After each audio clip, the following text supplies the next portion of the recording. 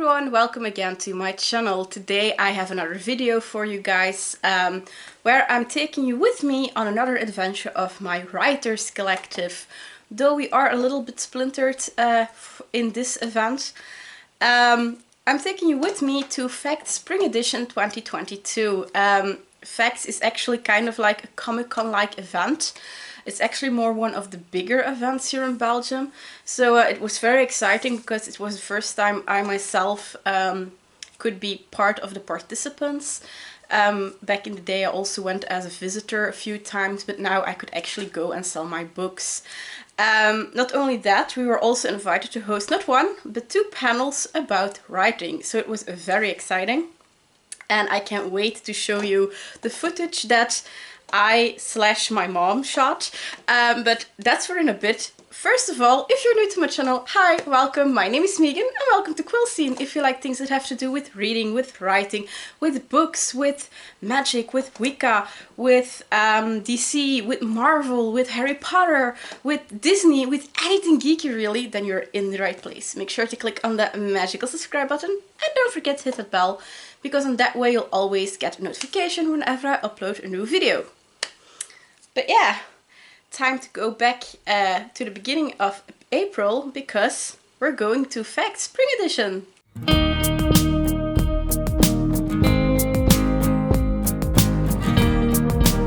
So as I said, Facts is actually kind of like a Comic-Con event.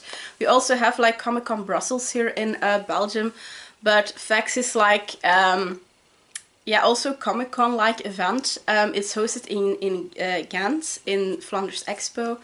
And they do a spring edition and a fall edition. And for the fall edition I hope we can go again, because they already invited us back, which is very fun. But yeah, Facts is actually an event that is full of booths where you can buy geeky stuff. Think comics, think Harry Potter items, because I got a bow truckle from my mom. You'll see that in a bit. There are cosplay events, there are D&D, there was D&D Live. There is an entire hall filled with comic book artists. There are booths that sell books, of course. There are lots of anime and manga related products that you can buy. You could buy onigiri to eat, which is very tasty, if I say so myself. There were R2-D2s that were riding around. So yeah, it's kind of like a Comic-Con event. Plus, of course, you have panels and then also Q&As and chances to get autographs and pictures with celebrities that they invited, which are then their special guests. And you had like Dimitri was there, Tongs from Harry Potter was there, there was one actor from Suits, there was also an actor from Outlander. So yeah, that's always fun. A few years back when I was a visitor, they even had Tom Felton, Draco Malfoy, who came. So yeah, it's always fun to see who the guests are, and then there are always, like as I said, panels and Q&As in case of the actors. And then you can also buy a special ticket for a photo opportunity and an autograph of the actor or actors that you like. But actually from the actors this time I didn't get a lot of time to do so, because I got the chance, along with some of my fellow writers from the Writers Collective, to be a participant of Facts. And that on actually 2 different occasions. First of all, we were invited to host each day, because it was on the 2nd and on the 3rd of April, so on Saturday and Sunday. And we were invited to host a panel about writing on both Saturday and Sunday. And a little shout out to my colleague Dimitri Balcaen, because he was actually our contact person who, you know, made this all possible. So thank you, Dimitri. And next to that, Dimitri also made sure that I got a spot at the booth of the Brugse Boekhandel, which is a bookstore based in Bruges, who they always have a stand on Facts. And the last few years they work with like slots where they invite writers to sell and sign their books. And it's like a little fee that you have to pay. And then you can, I think it was like 1.5 hours that you have for one slot. And then you can get seated at their booth, and then you can sell and autograph your book. So that was very fun. That was also actually where my day on Saturday started, because I had, together with Dimitri actually, the slot from 10 to 11:30, which was very fun, because then the event starts up and it's a slow start at the beginning, and then you see like slowly progressing to more people. In the meantime, my mom, because she's my driver, I don't have a driver's license yet, so I always have my driver with me, was free to walk the grounds. And by the time she circled back to the booth of the Brugse Boekhandel, she had already done some shopping. The first thing that she bought was actually like a mouse mat for herself, because my mom still uses a mouse mat. And the mouse mat she had before was actually the old mouse mat that my dad had, and that was like a car. He got it from a dealership long way ago, and she was tired of it. So in fact, my mom is also a big geek, so I don't have it from, I know where I have my geekiness from. And when she circled back, she said, I bought myself a new mousepad. So on the mousepad, it read something like, I didn't get my acceptance letter from Hogwarts, so I'm leaving to the Shire to become a Jedi and claim the Iron Throne, or something like that, which I found hilarious, because my mom is also in all those fandoms. So now she also has like a little geeky touch for her computer, which is funny because my laptop is in the meantime covered in stickers from Harry Potter. And then she also had like these Kinder chocolate bars, well, boxes with little the Kinder chocolate mini bars in. And on the one stood Deadpool, and on the other one was the Mandalorian, because my brother is a huge Deadpool fan. And we're all three of us are also Star Wars fans. So she actually bought the Mandalorian for me, but my brother, when he saw it, he claimed actually already half the package of the Mandalorian too. So that was also really cute. And then for me, she had like this little glass Chinese bell that had all tiny details of little black cats on it. So that was so cute. And the funny thing is that after my slot ended, because I brought my own books to the booth, I arranged that with the people of the Brugse Boekhandels themselves. And I had like about 5 books that I kept at the stand, you know, for the people to buy if they were interested. Even after the panels were done. But all the rest I packed up again, and my mom was going to carry it back to the car. And in the meantime, we were preparing for the first panel, because our panels were always around, I think, 12:30 till 13:30. So yeah. We didn't have a lot of time in between, especially if you have to greet everyone you know there. So my mom went back to put my books back in the car. And as she is going to the exit, she comes by a booth that sells like these cute little statues of dragons and wolves, and a bit Nemesis Now mixed in it, but also not Nemesis Now. And there she saw this, well, it's not a really big statue, it's like a mini statue of 3 green dragons that sit on a tree stump, or well, more like a branch. And they are actually hear no evil, see no evil, speak no evil. So she thought that was cute, so she grabbed that one too, and I only got I only saw that she bought that after we unpacked the car later that day. So that was very funny, so that my mom actually also enjoyed herself. Because that was the first time she actually came to Facts, because she never had gone before. But then it was time, of course, for the panel. The first one on Saturday was about the new fables, in which we actually talked about how we use old legends and myths and tales in our modern stories, and how we actually use them with a little twist. And there, normally, one of our fellow writers from the Netherlands was going to be our moderator, Emmy van Reuven.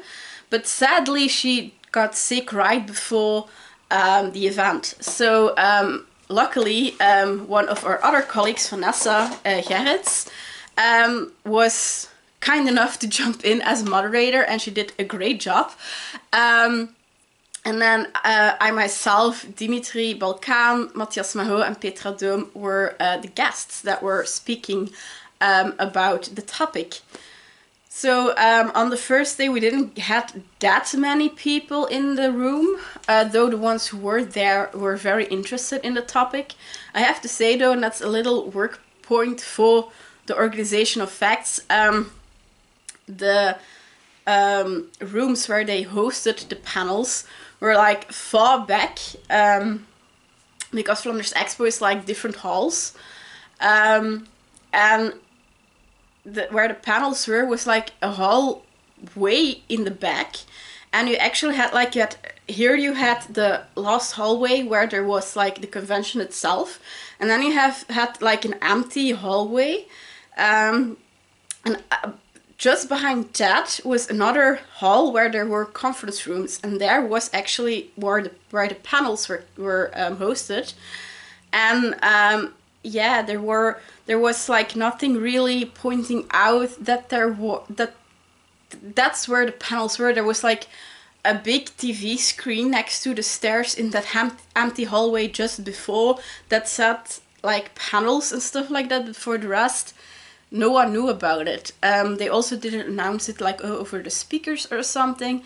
So because we tried to make as much promo for it as we could. Matthias, for example, printed out like little flyers and cut them all by hand, so that as we sat on our signing booths, that every time someone came we could offer them a flyer with all the information about the panels. So yeah, that was that's still a bit of a working point, but as I said, the organization of Facts was very happy about our panels, so much so that they even invited us for their fall edition already in October. So yeah, very fun. Afterwards, after the panel ended, which was like 12:30, we went to grab something to eat, and then I walked around a bit with my mom. But because we were up from like 6 a.m. or something, and I didn't sleep much, and my mom didn't sleep much either, we decided, tomorrow is another day. So we rather quickly called it a day, especially since the panel of Sunday was a bit more exciting for me, because then it was my turn to play moderator, and it was actually the first time I ever did so. So yeah. With a heavy heart, I started my Sunday, because again it was from 12:30 till 13:30, so about an hour. I had like made my little I had written my questions out on flashcards, so I was prepared completely. But I was worrying that I had not enough questions, and I was slightly panicking, because as the panel started, it went okay, but then I was like already on my third question, I think, of the 5 or 6 that I had, and there was only past like 50 minutes. And I was like, oh no, I still have to get an hour full. But luckily my last few questions were more of the bigger questions where they could keep talking about the topic. And which reminds me, I haven't told you the topic of Sunday yet. The topic there was Steal Like an Artist. So there we actually ventured the fact that everything has already been written once, but still we write new books. So how is that possible? And then we talked about things that you can use in your writing, again, like legends and myths, of course, but also like, for example, what about copyright? What can you use, for example, the stories of Sherlock Holmes and Disney. How about Disney? Because Disney is a very sensitive topic, so don't ever go near Disney if you want to write, because unless you write for Disney Press, that is, but still be very careful with Disney, because they are very copyrighted, of course. But like the original stories, like the ones that are written by Grimm and are written, because Dimitri, for example, he has a book about Peter and Pan, how Peter became Peter Pan, actually. And he didn't use the Disney edition version, but the original version. But there which he actually was allowed to use, because it's like 70 years after the author dies, the story becomes made public. But he could only use them actually in Dutch, but he translated his books to English, and then he contacted the hospital in the UK that the writer of Peter Pan offered the rights to after he died. And they were okay with it, so he could translate it to English. But again, like there are a lot of differences between the original Peter Pan version and the Disney Peter Pan version, because, for example, in the Disney version, you have like the cave that looks like a skull, which is a very cool giving to use in a story. And Dimitri said, I would have loved to use that in my books, but sadly that was a Disney twist. That cave doesn't exist in the original story, so I can't use that. So that was actually the topic where we talked about. We had a lot of, well, not a lot, but quite some more people in the audience. Plus we had some people in the audience that we knew, or well, at least I knew, from previous events, from which the author also is writing. So when the end came and we asked, are there questions from the audience? They asked some questions, so that was fun, because then we had like, a little more of interaction with the crowd, while in Saturday, for example, when we asked, are there questions from the audience? No questions came, so that is always more fun, you know. And I hope that, in the future we can host more panels and that the crowd slowly builds. So, as I said, Sunday was quite an experience for me, because I was the moderator. Of course, it wasn't just me asking questions. I also jumped into the conversation. Because I think that, you know, is the most fun part. Also, it was also very fun, because my guests were, again, Dimitri, Mathias, Petra and Vanessa. So we were actually among friends. So it didn't feel like we were doing it for an audience. It was more like, you know, we were chilling in someone's living room and just talking about books and writing like we usually do. So that was very fun. Afterwards, we, because now we had more time, we walked around a bit more, and I went to, for example, visit Mathias, who was on one of the other booths. His publisher has a booth on Facts also, so he always is part of that booth. So we went to greet everyone at Silverspoor.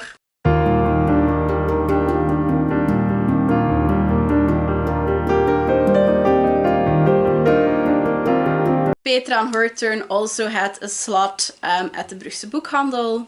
So that was even before the panels. So we went to visit her before the panel started to see how she was doing. Also, one of our colleagues, Maya Vermeulen, was there. She actually just had a slot at the Brugse Boekhandel right after our panel on Sunday. So she came to like watch part of her panel and then quickly went to the Brugse Boekhandel again to fill up her slot. And next to her was Ruben Sinave, who is also a young and upcoming Dutch author, who I hopefully will see soon on other events too. We also went to the last bookish stand, which was the one from Dutch Venture Publishing, which is also a publishing agency, a publisher, and that's actually where Vanessa, her books are published. So, a big part of her books are published. So I went to say hi to the people there. What else did we do? I have to take a little peek at my my paper where I wrote everything down. Because it's a geeky event, I kind of made it a little bit of a tradition that I always have to buy something D&D related. And there were a lot of fun D&D, two fun D&D booths. And one of them had like this huge box dressed up as a mimic. If you play Dungeons & Dragons, you know what a mimic is. For the ones who don't know what a mimic is actually, it looks like a normal chest, but then when you touch it, it turns out that it's actually a monster shaped as a chest, but then it has like, in the opening it has like sharp teeth and a long thong, and usually some eyes also on the lid of it. In our adventures, I think we came across one mimic, and we were almost dead. So yeah, that was, normally mimics aren't our favorite monster to encounter, but still, this one booth had like dressed up a normal curver box, as a mimic. Inside they had put like little packages, and each one of them contained a set of D&D dice, a full set. And it was like €5 for a grabble in the mimic's mouth. And Dimitri already had done it, and he had like this set of purplish dice with glitter in them, which I love because if you know me, pink and purple are my colors. So I went after our panel and everything. I went with him to draw myself, and I drew out a set of like these dark grayish black dice set, also with glitter, in which Dimitri actually said from, "Ooh, I don't have those yet, set like that yet."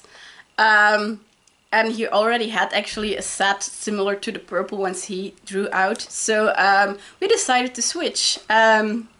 So now he has the blackish gray ones with glitter, and I have the purplish ones. And then on the booth that was across the hall, that was actually one of my more expensive things I bought there actually, because it's a handmade leather book. And if you open it, it's actually a dice tray. And it also has like on the inside of the cover, it has like a magnetic part where you can keep track of your spell slots. Because for the ones who don't know how D&D works, normally your characters have some spells and they get more advanced as you level up. But you have like 3 to 5 slots that you can use. So if your slots are filled, you can't cast any more spells. So I loved that one because it has like a galaxy-like cover. So it was basically screaming my name, Celestial Witch here. So yeah, I bought that, and that was then like my D&D buy from the event. So of course we also bought some books, since there were a lot of writing colleagues that were present that I already knew, and also knew people that I met. For example, I bought Maya's 2 last books because I already had the first one, and now she had her trilogy completed, so now I also have the trilogy completed. I bought some books from Katinka because, again, from her I already had 1 book, and again I like to have complete my collection. I bought some 1 or 2 books from Jan. My mom bought also some books. She bought the Chain of Gold and Chain of Iron from is it the Lost Hours series? You know, from Cassandra Clare, the Shadow Hunter's World. My mom has all those books, but those she still missed. So she saw them still in limited edition at the booth of this Brugse Boekhandel, so she bought those. I also bought 1 of Ruben's books. So yeah, I think we had like an 8 or 9 or 10, I don't know. I think 8 books that we bought to complete our collections with. Then, as I said, my mom also got me the posable bow truckle, because that was one of the ones that had been on my wish list for a while. And now it was in one of the booths that they sold it for quite a nice price. So my mom said, you know, come on, you get it. I'll get that one for you. Then there was also a very nice girl who makes her own jewelry, because I'm wearing one of the pairs of earrings that I bought. She was very nice, and we talked for a bit, and I came to the conclusion that she also is coming to Mysteria in Aarschot in a few weeks now, as I'm filming this. So I will be seeing her then there too. But I bought 2 sets of earrings from her. As I said, the one I'm wearing, which is the triple moon goddess symbol with a pentacle and blue gems in it. And then the second one is like it has circles with little mushrooms in it, and then also crescent moon, and also with dark blue gems, which I really love. I love both sets. They are very comfortable to wear. They are not too heavy, and they are also made from the kind of metal that you don't that don't cause allergic reactions. So very good stuff. What else did we buy? Yes, we went to our friends for Mini Geeks. Again, it are people that I run into for years, I think now, on separate events. It's actually Chris who draws beautiful things. They started out as a business for making cards for when children were born, and also they did like birthday cards and stuff like that.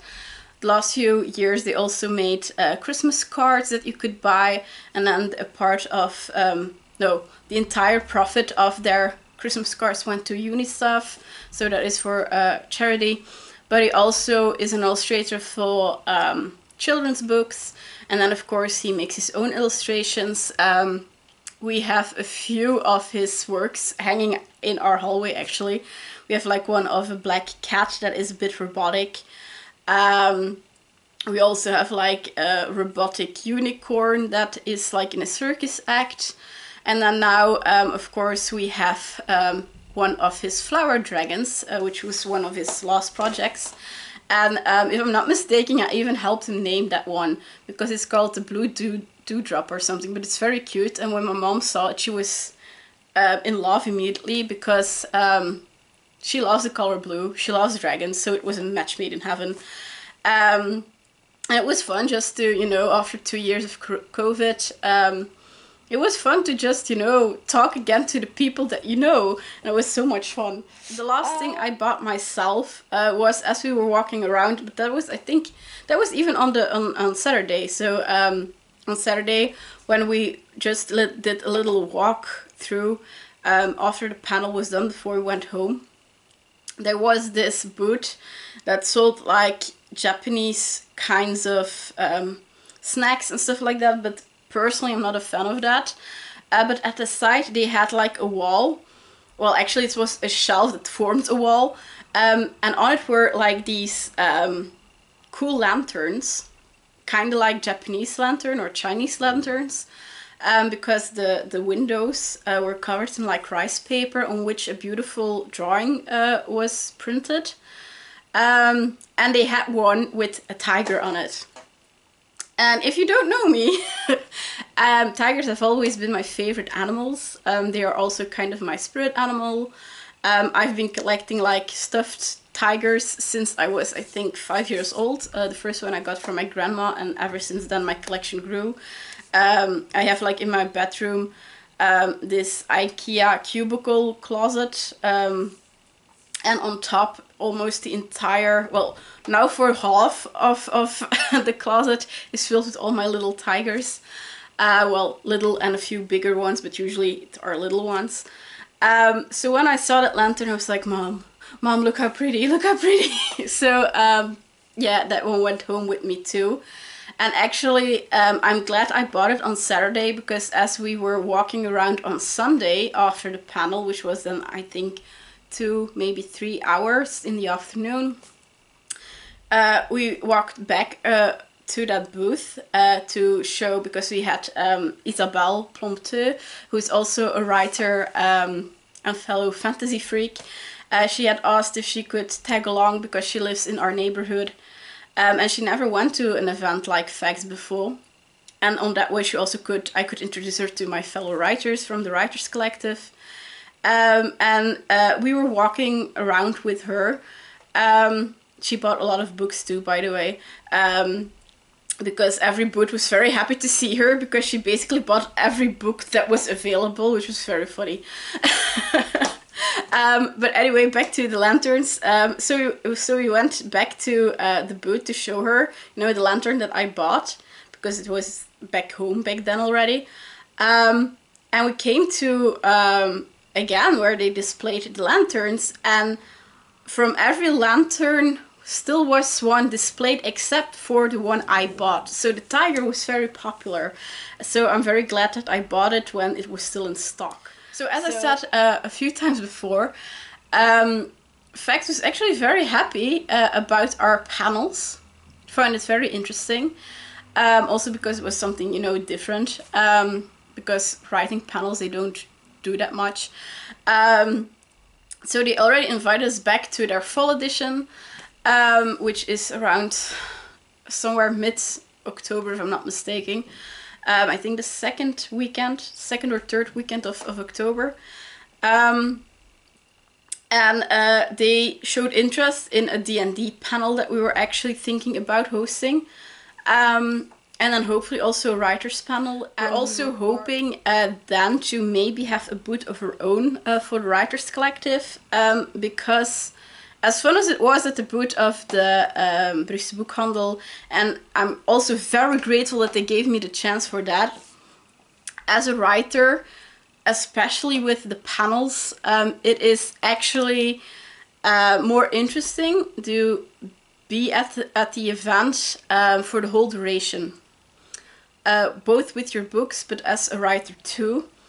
Why? Because, as I said before, Vanessa and Mathias, they were on other booths. So they were, Mathias was at the booth from Silverspoor, and Vanessa was at the booth of Dutch Venture Publishing.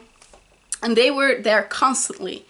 And so after the panels, after the event, they let us know that actually some people from the audience, from the panels, came to look at their books and even bought them.